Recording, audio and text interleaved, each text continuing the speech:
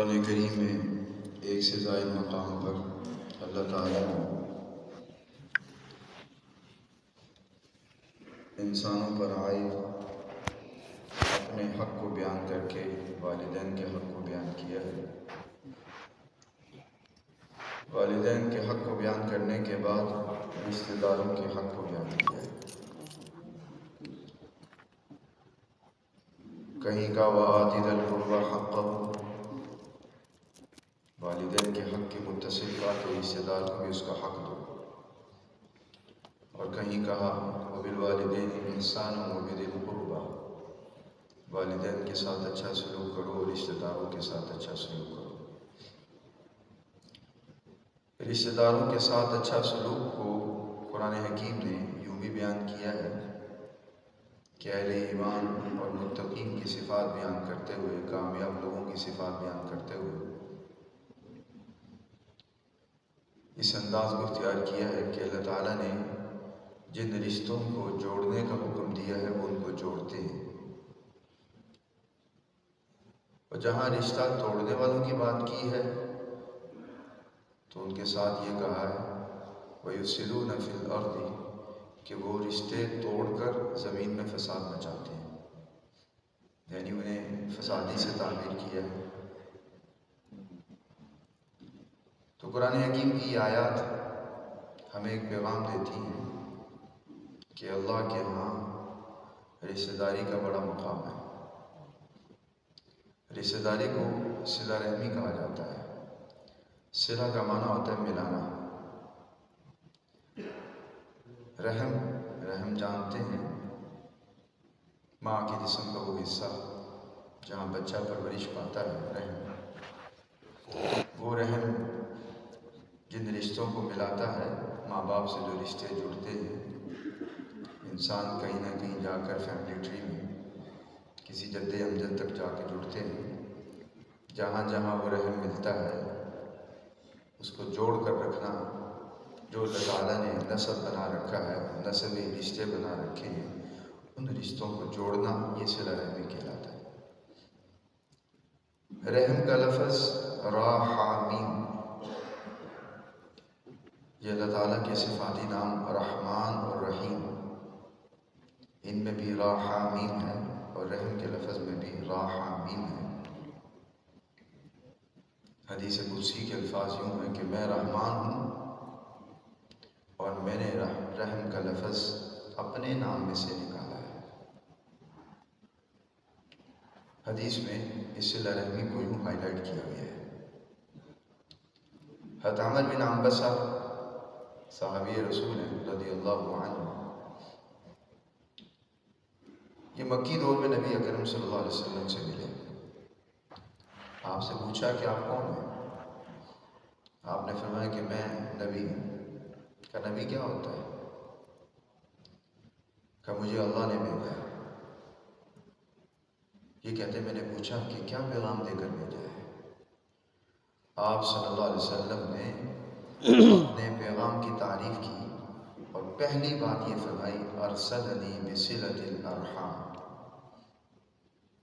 مجھے اس لیے بھیجا ہے کہ میں رشتوں کو جوڑوں، رشتوں کو توڑوں نہیں، مجھے رشتے جوڑنے کے لیے بھیجا ہے۔ ارسلنی بصلۃ الارحام۔ نبی اکرم صلی اللہ علیہ وسلم نے صلح حدیبیہ کے بعد مختلف ممالک کے بادشاہوں کو خطوط لکھے، ان میں خط رومی بادشاہ قیصر جس کا نام ہرقل تھا اس کو بھی لکھا۔ وہ اس وقت شامی علاقے بیت المقدس کے قرب و جوار میں موجود تھا۔ اس نے وہاں پوچھا کہ بھئی یہاں پر کوئی عرب کے تاجر تو نہیں آئے ہوئے؟ بتایا گیا تاجر ہیں۔ اس نے کہا بلاؤ ان کو۔ اتفاق سے مکے کے تاجر جناب ابو سفیان جو بھی اسلام نہیں لائے تھے وہ موجود تھے، ان کو بلایا۔ ان سے نبی اکرم صلی اللہ علیہ وسلم کے بارے میں پوچھا۔ ابو سفیان رضی اللہ عنہ جو ابھی مسلمان نہیں ہوئے تھے، انہوں نے اسلام کا تعارف کروایا، نبی اکرم صلی اللہ علیہ وسلم کے بارے میں کچھ باتیں جو ہرقل نے پوچھی وہ بتائیں۔ ہرقل کو آپ کے نبی ہونے کا یقین ہو گیا تھا۔ صحیح بخاری میں تفصیلی روایت ابتدائی ابواب میں موجود ہے۔ تو اسے یقین ہو گیا۔ ان باتوں میں اس نے یہ بھی پوچھا تھا حضرت ابو سفیان سے کہ وہ پیغمبر کن چیزوں کا کون سے کام کرنے کا حکم دیتے ہیں۔ حضرت ابو سفیان نے کہا کہ وہ ہمیں کہتے ہیں کہ اللہ کی عبادت کرو، اس کے ساتھ شریک نہ ٹھہراؤ، تمہارے آباء و اجداد جو کہتے ہیں ان کی نہ مانو، اللہ کی مانو، اور وہ ہمیں سچ بولنے کا، نماز پڑھنے کا، پاک دامنی اختیار کرنے کا اور رشتوں کو جوڑنے کا حکم دیتے ہیں۔ یعنی مکی دور میں ہی مسلمان معاشرے کی جو پہچان تھی، جو امتیازی شان تھی، جسے مکے کے کافر بھی دیکھتے اور محسوس کرتے تھے، ان میں یہ باتیں نمایاں تھیں کہ وہ ایک اللہ کی عبادت کرتے ہیں، اس کے ساتھ شریک نہیں ٹھہراتے، وہ آباء و اجداد کے رسم و رواج کے پیچھے نہیں پڑتے، وہ اللہ کے احکام کو مانتے ہیں، وہ سچ بولتے ہیں، وہ نماز پڑھتے ہیں، وہ پاک دامن ہوتے ہیں، ان کے دامن پہ کسی قسم کا داغ نہیں ہوتا، وہ رشتوں کو جوڑنے والے ہوتے ہیں۔ مکی دور میں ایک کافر مسلمان معاشرے کی عکاسی کر رہا ہے، مسلمانوں کی امتیازی شان کو بیان کر رہا ہے کہ وہ رشتوں کو جوڑتے ہیں۔ رشتوں کو توڑنے والا وہ مسلمان نہیں دکھائی دے رہا، رشتوں کو جوڑنے والا مسلمان ہے۔ عالم مثال میں جب اللہ تعالیٰ نے رشتہ داری کو بھی وجود دیا، اسے بھی بولنے کی طاقت دی، اسے کہا بول، تو اس نے اللہ تعالیٰ سے درخواست کی، اللہ نے اس کی درخواست کو قبول کیا، رشتہ داری کی، اور کہا کہ جو تجھے توڑے گا میں اسے توڑ دوں گا، یعنی جو تجھ سے تعلق توڑے گا میں اس سے تعلق توڑ دوں گا، جو تجھے جوڑے گا میں اسے جوڑوں گا، یعنی جو تیرے حقوق کی پاسداری کرے گا، جو رشتوں کی پہچان کر کے رشتوں کا حق ادا کرے گا، میں اس کے ساتھ تعلق جوڑوں گا، میں اسے اپنا بناؤں گا، میں اسے اپنے قریب کروں گا۔ اسی لیے نبی اکرم صلی اللہ علیہ وسلم نے فرمایا لا يدخل الجنت قاطع رحم، رشتوں کو توڑنے والا جنت میں داخل نہیں ہوگا، رشتوں کو توڑنے والا جنت میں داخل نہیں ہوگا۔ حضرت عبداللہ بن مسعود رضی اللہ عنہ فجر کی نماز کے بعد ایک دن دعا کرنے لگے، تو پوچھا کہ بھئی یہاں کوئی ایسا آدمی تو نہیں بیٹھا ہوا جو کسی رشتہ دار کے ساتھ ناراض ہو کر بیٹھا ہو؟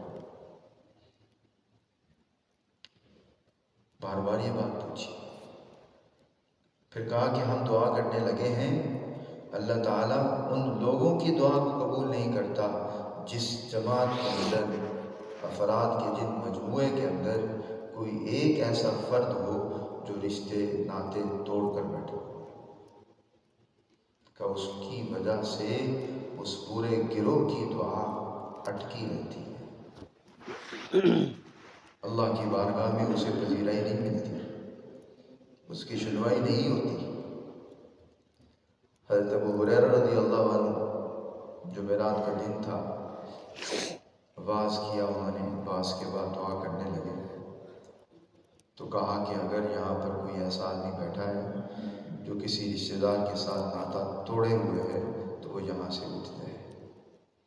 ایک مرتبہ کہا، دو مرتبہ کہا، تیسری مرتبہ بھی کہا تو ایک نوجوان اٹھا اور چلا گیا۔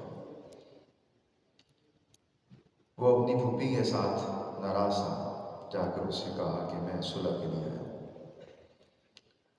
رشتہ جوڑنے کے لیے آیا ہوں، نبھانے کے لیے آیا ہوں۔ عزیزہ نے پوچھا کہ آج کیسے آ گئے؟ کہا یہ ماجرا ہوا ہے۔ کہا بڑی عجیب سی بات ہے، جاؤ حضرت ابو ہریرہ رضی اللہ عنہ سے پوچھو کیا وجہ انہوں نے ایسی بات کیوں کی۔